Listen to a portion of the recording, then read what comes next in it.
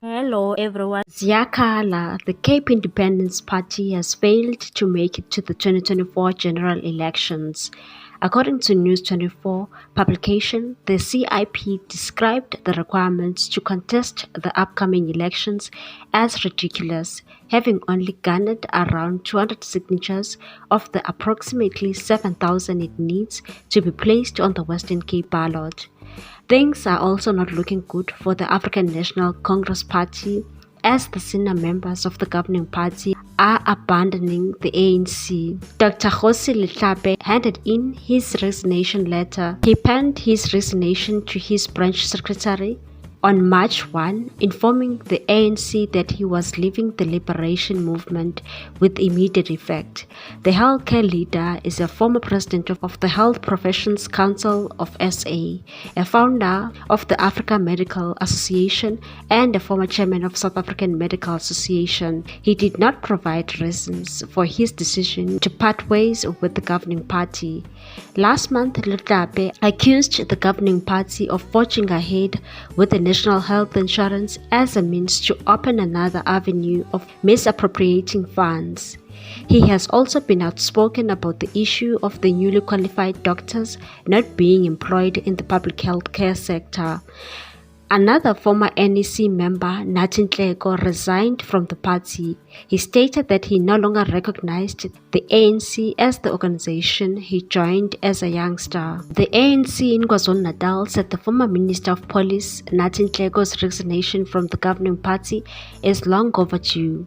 He sent a 7-page long letter to the national office and his regional province of KwaZulu-Natal, blaming ANC Secretary General Fikile Mbalula for sparking his decision to call it quits.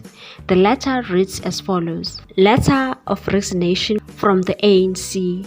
Dear comrades, in the recent attack mounted against my person by a Mr. Fikile Mbalula, a Secretary General of the ANC, what he called my sweating the firepool narrative and what he called were lies to protect the former president. He closed his attack by stating that people lost their careers because of this thing. This is in reference to the research and investigative work I conducted regarding the security upgrades in Nkandla, the former president's residence.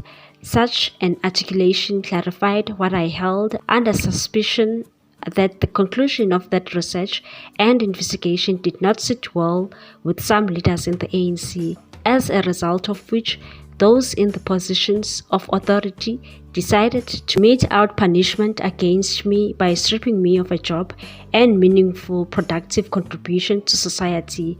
Thus ensured that I am not utilized by the ANC in any manner at all levels of the organization, a clear line of instruction at national, provincial, and regional levels. Credit to my region is only in the past 4 months also that they roped me in regarding security issues, albeit without resources. Therefore, my functioning was only confined to my branch, Ward 29, Albertina Sisulu branch. I think it's reactionary kind of politics to think of social work in the ANC as pursuing a political career. My involvement and subsequent contribution in the liberation struggle is and has not been about pursuing a career in politics. Perhaps such an articulation demonstrates the bankruptcy, lunacy, and the defunct manner of thinking by the Secretary General, which has unfortunately defined the baron from the ANC has undertaken.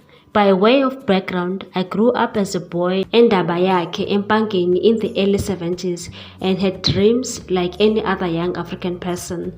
I lived with the reality that South Africa was not a free and non-democratic country and therefore had to confront and understand that this was how things were. As Africans, we had to live and accept the reality that apartheid colonialism was very cruel. It dehumanized Africans, took away those that we loved and cherished. At the age of 11 years, I had to find ways of survival.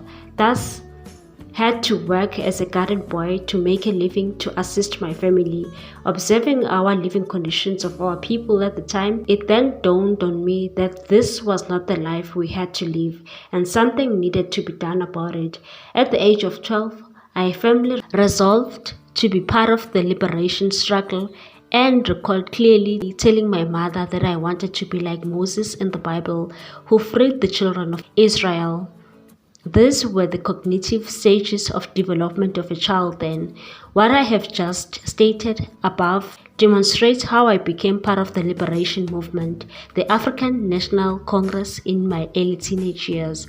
I didn't have a better understanding of what this meant or what was going to happen to me, but all I knew at the time was that our people, African people, had to be liberated from oppression and deserved to live peacefully. Earlier in 2024, Mbalula remarked that some lost their careers in government for lying about security upgrades at Jacob Zuma's Nkandla homestead to protect the former president. In 2015, Nhleko attempted to justify to the National Assembly why a swimming pool at Zuma's home was upgraded into what he called a fire pool.